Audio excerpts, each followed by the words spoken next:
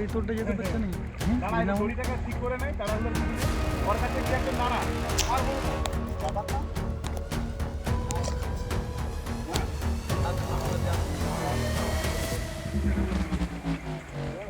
বেশি কিন্তু নেই। নমস্কার, টিভি9 বাংলায় আপনাদের স্বাগত জানাই। আমি ঠোঁটকাটা শুভজিৎ। ঝাড়গ্রামের কংসাবতী নদীর মধ্যে আটকে পড়েছিলেন বৃদ্ধ। ভরা বর্ষায় কংসাবতীতে প্রচুর জল, এখন আপনারা জানেন। সেই মুহূর্তে যেরকমটা হয়ে থাকে, কি হয় দশা, কি করবেন, দিক বিদিক জ্ঞানশূন্য হয়ে পড়েছেন।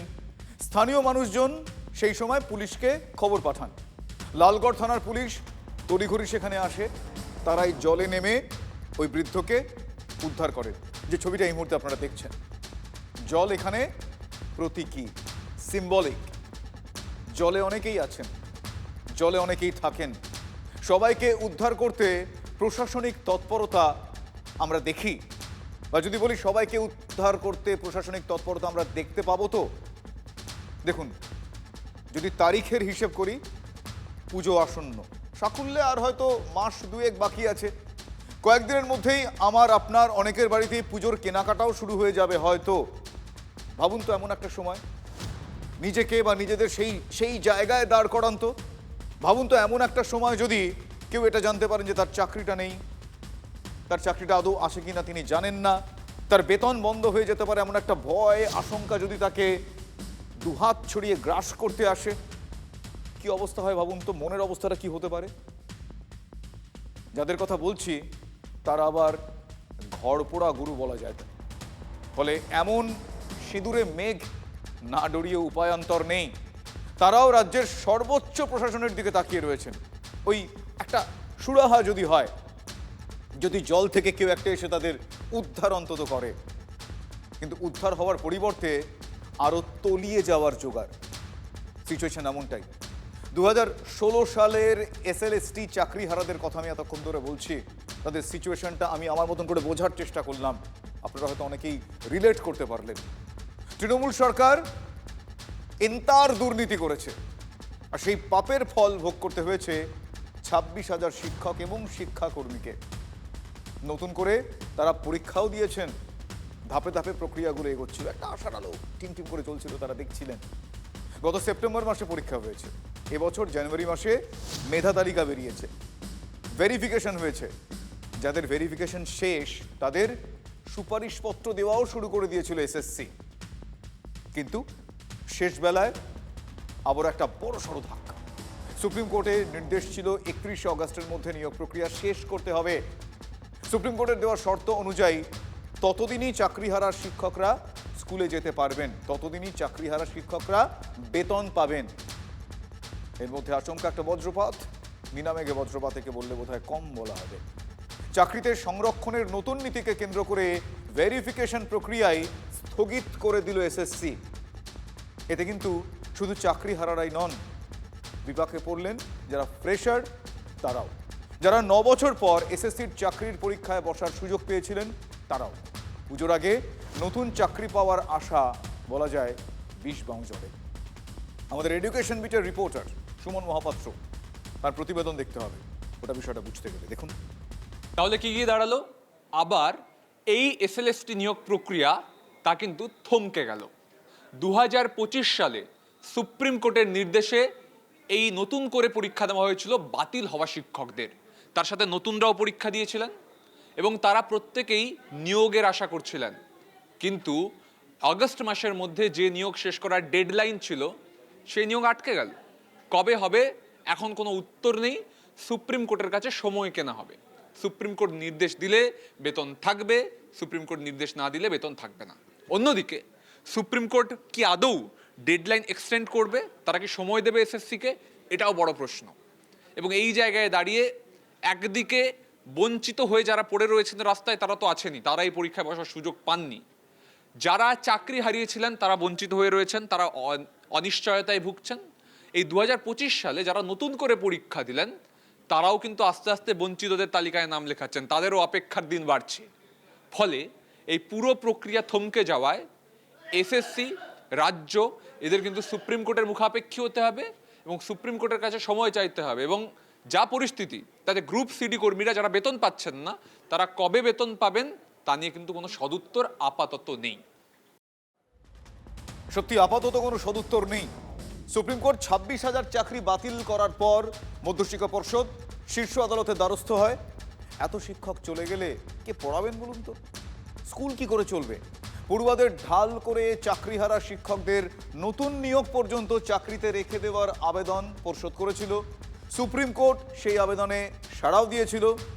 তবে একবার নয়, দুবার সময়সীমা বাড়ায় শীর্ষ আদালত। আর গোটাটাই তৃণমূল আমলের ঘটনা। কিন্তু নতুন সরকার আসার পর আবার সুপ্রিম কোর্টে এসএসসি যেতে চলেছে। আজ বিকেলে সাংবাদিক বৈঠক করেছেন এসএসসির চেয়ারম্যান দুষ্মন্ত নারিওয়ালা। তিনি বলেছেন যে আদালতের কাছে আরও সময় চাওয়া হবে। আইনজীবীদের সঙ্গে পরামর্শও করছে এসএসসি, মানে স্কুল সার্ভিস কমিশন। ওটা আমরা আমাদের অ্যাডভোকেটকে জানিয়েছি the recent developments in supreme court. We have informed our advocates. তো as per their direction and as per the court's direction আমরা ওটা প্রসিড করব। আপনারা কি কোর্টে জানাবেন এটা? আমরা আমাদের অ্যাডভোকেটকে জানিয়েছি। অ্যাডভোকেট আবার কোর্টে মুভ করবেন। আপনারা সময় চাইবেন? এটা আমরা আমাদের যেহেতু রিসেন্ট চেঞ্জ হয়েছে, কিছু আমাদের প্রেয়ার ফর টাইম আমাদের থাকছে। দেখুন, এক্ষেত্রে একটা বিষয় আমি বলতে পারি যে সুপ্রিম কোর্ট যদি সময়সীমা বাড়ায় তাহলে খানিকটা হলেও অক্সিজেন পাবেন চাকরিহারারা, মানে চাকরিহারা শিক্ষকরা। চাকরিও আরও কিছুদিন তাদের থাকবে সেক্ষেত্রে। মানে আমি বলতে চাইছি তারা বেতনও কিছুদিন পাবেন, কিন্তু মানসিকভাবে তারা কিন্তু আইসিইউতেই থাকবেন।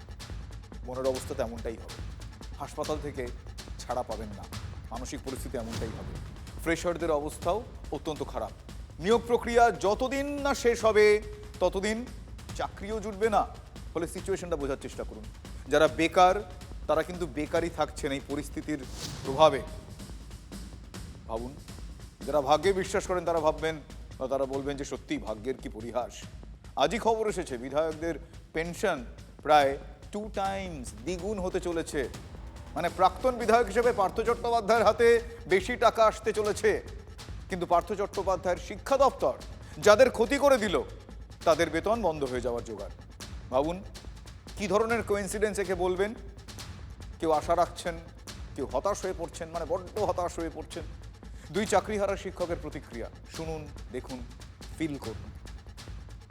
আমরা তো সমস্যার সমাধান চেয়েছিলাম, কিন্তু আমরা দেখছি যত দিন এগিয়ে যাচ্ছে এই মানবিক সরকার এবং তার যে প্রশাসক, তার কমিশন, তার মধ্যশিক্ষা পর্ষদ এবং তাদের যে নিয়ম, সেই নিয়ম সেটা পুরোপুরি গেজেটকে ভায়োলেট করছে এবং আমাদের নতুন নতুন সমস্যা তৈরি করছে। শিক্ষকদের ক্ষেত্রে 31শে আগস্ট 2026 পর্যন্ত চাকরি আছে। রাজ্য সরকার সুপ্রিম কোর্টে এক্সটেনশনে যাক, যারা যোগ্য শিক্ষাকর্মী যাদের 17টা মাস ধরে বেতন বন্ধ, তাদের জন্য এক্সটেনশনে সুপ্রিম কোর্টে যাক, ক্লারিফিকেশন চাক। গতকাল থেকে আমাদের শয়ে শয়ে সহযোদ্ধা অত্যন্ত মানসিকভাবে চাপের মধ্যে রয়েছেন। আজকে যাদের পিভিআর ছিল তারা অনেকেই অসুস্থ এবং আপনারা সকলেই জানেন আমাদের সঙ্গীতা সাহা ম্যাডাম, যিনি যোগ্য শিক্ষক শিক্ষিকা অধিকার মঞ্চের একজন নেতৃত্ব এবং যোগ্য চাকরিহারা শিক্ষিকা, তিনি পুনরায় এই 2025 নিয়োগ প্রক্রিয়ায় একাদশ দ্বাদশে তিনি রিকমেন্ডেশনও পেয়েছিলেন। আজকে আমরা কিছুক্ষণ আগেই খবর পেলাম তিনি শারীরিকভাবে অত্যন্ত অসুস্থ এবং স্কুলেই ডিউটিরত অবস্থায় তিনি জ্ঞান হারান। এই মুহূর্তে তিনি হাসপাতালে চিকিৎসাধীন অবস্থায় আছেন। শুনলেন একজন রাকেশ আলম, অন্যজন সুমন বিশ্বাস। 7ই আগস্ট কলকাতায় চাকরিহারাদের যে মিছিল বেরিয়েছিল তাতে এই দুজনই ছিলেন। শুধু চাকরিহারা শিক্ষকরাই নন, ছিলেন চাকরিহারা গ্রুপ সি, গ্রুপ ডি সেই শিক্ষাকর্মীরাও। শিক্ষকদের মতো স্কুলে যাওয়ার সুপ্রিম ছাড়পত্র ওরাও পাননি, বেতনও বন্ধ। আর এই বন্দি দশা থেকে মুক্তি পাওয়ার আবেদন নিয়েই গত শুক্রবার ওরা মিছিলে হেঁটেছিলেন। যদি কিছু একটা হয়।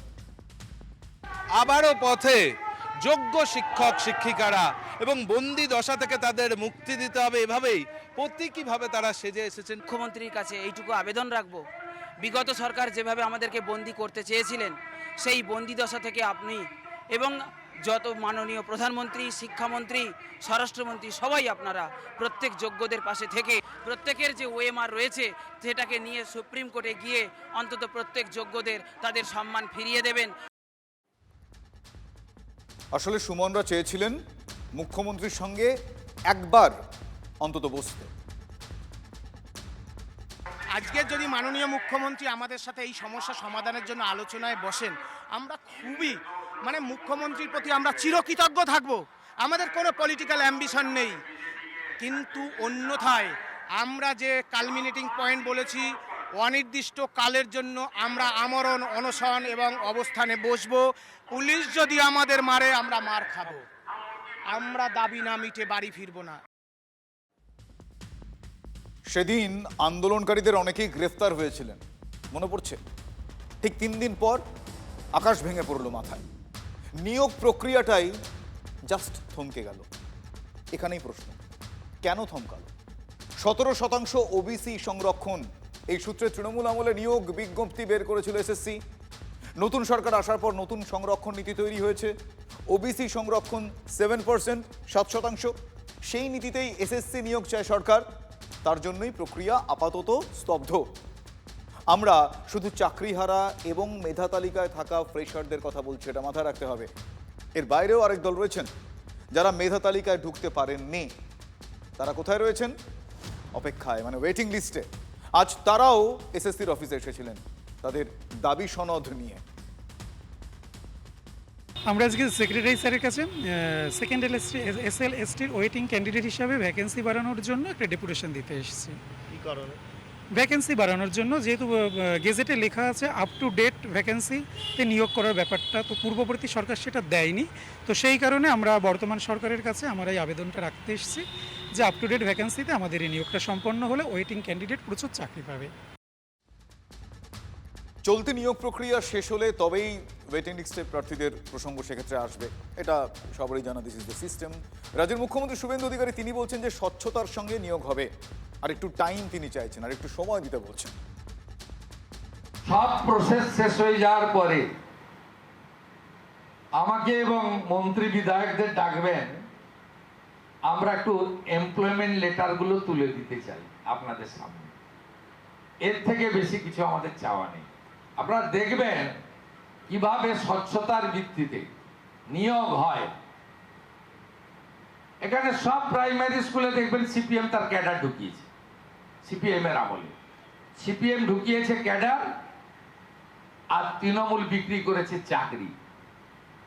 আর ভারতীয় জনতা পার্টি দুটোর কোনোটাই করবে না। স্বচ্ছতার ভিত্তিতে, মেধার ভিত্তিতে নিয়োগ করবে এবং বাংলার মানুষ, বাংলার বেকার যুবক যুবতী দেখবে এবং সঠিক সময় তাদের প্রশংসা আমরা পাবো। 3 মাসের সরকারের কাছ থেকে এর থেকে বেশি কিছু আপনি শুনতে পারবেন না। আমাদের টাইম দিন, আমরা উইল ডু।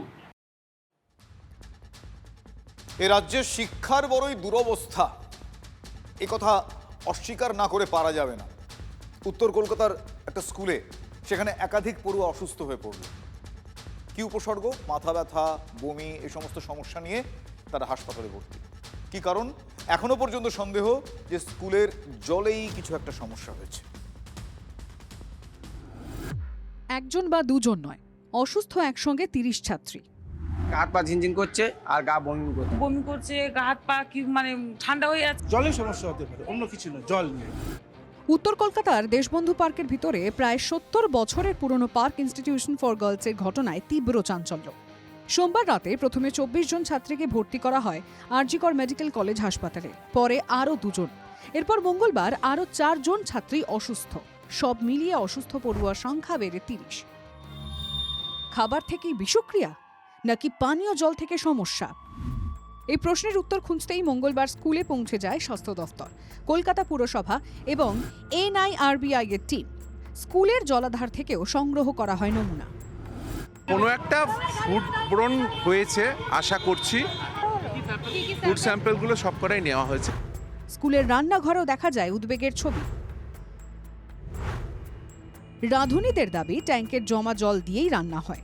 জল পরিশোধনের কোনো মেশিন নেই, শুধু ট্যাপের মুখে কাপড় বাঁধা রয়েছে। সূত্রের খবর, সোমবার দুপুরে স্কুল চত্বরে একটি স্বেচ্ছাসেবী সংস্থার তৈরি মিড ডে মিলের খাবার খেয়েছিলেন পড়ুয়ারা। সন্ধ্যের পর থেকেই একে একে অসুস্থ হতে শুরু করেন তারা। তবে ওই স্বেচ্ছাসেবী সংস্থার দাবি, আরও 84টি প্রাথমিক ও উচ্চ প্রাথমিক স্কুলে খাবার সরবরাহ করে তারা। অন্য কোনো স্কুল থেকে এখনো ওই ধরনের অভিযোগ আসেনি। অন্য কোনো স্কুলে কোনো সমস্যা বা অভিযোগ কোনো সমস্যা হয়নি, কোনো সমস্যা হয়নি। এদেরও মেয়েদের আর যে কটা বাচ্চা ছিল তাদেরও সমস্যা হয়নি। আর এরা শুধু আমাদের স্কুলে আমাদের খাবার খায়নি, এরা হচ্ছে ওদের নিজেদের হোমের খাবারও খেয়েছে। পরিস্থিতি খতিয়ে দেখতে স্কুলে আসে শিশু সুরক্ষা অধিকার কমিশন। আরজিকর হাসপাতালে গিয়ে অসুস্থ পড়ুয়াদের সঙ্গেও কথা বলেন তারা। গোটা ঘটনার বিষয় খুব শীঘ্রই স্কুল কর্তৃপক্ষের কাছে রিপোর্ট চাওয়া হবে বলে জানিয়েছে কমিশন। আরজিকর মেডিকেল কলেজ হাসপাতালে যায় স্বাস্থ্য দপ্তরের টিম। অসুস্থ পড়ুয়াদের শারীরিক পরিস্থিতি খতিয়ে দেখা হয়। এরকম ভয়ের কিছু নেই, এটুকু বলতে পারি। ক্রিটিক্যালিটি নেই, কিছু জনের প্যানিক অ্যাটাকটাই বেশি দেখি। স্কুলের প্রধান শিক্ষিকার যুক্তি, সবাই একই জল খেলে সবাই অসুস্থ হলো না কেন? জল সংক্রান্ত ব্যাপার যেটা বলছেন, আমাদের যত ডে স্কলার আছে তাদের সবাইকে জিজ্ঞেস করা হয়েছে, আজকে এসেছিল, কারোর কিন্তু কিছু সমস্যা হয়নি, কারণ তারাও এই একই খাবার খেয়েছে, একই জল খেয়েছে। খাবার থেকে বিষক্রিয়া নাকি জলের ট্যাঙ্ক থেকে বিপত্তি? স্বাস্থ্য দপ্তর, পুরসভা এবং শিশু সুরক্ষা অধিকার কমিশনের রিপোর্টে কি উঠে আসে সেটাই দেখার। Bureau report, TV9 Bangla. বেনামে জমি কেনা বেচা ও ধর্ম পরিবর্তন রুখতে আইনের ভাবনা রাজ্যের। ধর্ম প্রতিষ্ঠানের নামে মৌলবাদীরা বেআইনি সম্পত্তি করছে, বিদেশি মদত রয়েছে সেখানে। জঙ্গলমহলে দারিদ্র্যের সুযোগ নিয়ে টাকা দিয়ে ধর্ম পরিবর্তনও চলছে বললেন শুভেন্দু অধিকারী। আর এসব রুখতে আইন আনা হবে বলে জানিয়েছেন মুখ্যমন্ত্রী। এত অবৈধ এরা জায়গা তৈরি করেছে ধর্ম প্রতিষ্ঠানের নামে। মৌলবাদীরা, রেডিক্যাল গ্রুপ দেশের ভিতরে থেকে বিদেশ থেকে টাকা এনে এই জিনিস বন্ধ করতে হবে। এখানেও এই জঙ্গলমহল এলাকায় বৈদেশিক টাকা নিয়ে গরিব মানুষের অর্থনৈতিক দুর্বলতার সুযোগ নিয়ে ধর্ম পরিবর্তন করার যে ট্রেন্ড, এটাও আমাদের অভিজ্ঞতার মধ্যে আছে। সীমান্তে জমি দিয়ে দিয়েছি, ওবিসির অবৈধ তালিকা বাতিল করে দিয়েছি। কিছুদিনের মধ্যে ইউসিসি আসবে, তারপরে আর দুটো কাজ আমার বাকি করতে হবে, ধর্ম পরিবর্তন আর জমি কেনা বেচার ক্ষেত্রে আইন আনা। এই কাজও আমি করছি, ট্রাস্ট মি। রাজনীতির রং মুছল ফাইন আর্টস, গেরুয়া হলো সাদা। চারুকলা পরিষদে বিতর্কের এক মাসেই রং বদল। 12 জুলাই যে ভবনে গেরুয়ার পোচ ঘিরে বিতর্ক দানা বেঁধেছিল, 11ই অগস্ট আজ ইতি পড়ল সাদা তুলির টানে। ভবনের দেওয়ালে গেরুয়া মুছে সাদা রং করলেন শিল্পীরা। আমরা কাউন্টারটা, যে কাউন্টারটা বহুরূপীর কাউন্টার ছিল, বহুরূপী আমাদের সর্বজনমান্য একটি অন্যতম শ্রেষ্ঠ নাট্যদল ভারতবর্ষের, যেখানে সৌম্য মিত্রের নেতৃত্বে কাজ হয়েছে। সেইখানে হঠাৎ করে এই জায়গায় গেরুয়া রং করে দেওয়ার মানেটা কি? দেখা যাচ্ছে একটা সাংস্কৃতিক আগ্রাসন সর্বক্ষেত্রে চাপিয়ে দেওয়ার চেষ্টা হচ্ছে। এই একাডেমির সঙ্গে যারা যুক্ত, শিল্পগত কাজকর্মের ক্ষেত্রে যারা যুক্ত, ফাইন আর্টসের বিভিন্ন লোকজন আছেন, আমরা যারা থিয়েটার করি, এই মঞ্চটাকে ব্যবহার করি, তারা সবাই মিলে এটার বিরুদ্ধে প্রতিবাদ জানিয়েছিলাম। আর সেইটার জন্য আমরা একটা সময় দিয়েছিলাম, সেই সময়টা পেরিয়ে গেল, কিন্তু কোনো কিছুই হলো না। ফলে আজকে বাধ্য হয়ে আমরা একটা প্রতিবাদ সভা করেছি নাটকের লোকজনেরা, এবং তারই অংশ হিসেবে এখানকার যে রংটা ছিল সেটাকে আবার ফিরিয়ে দিই।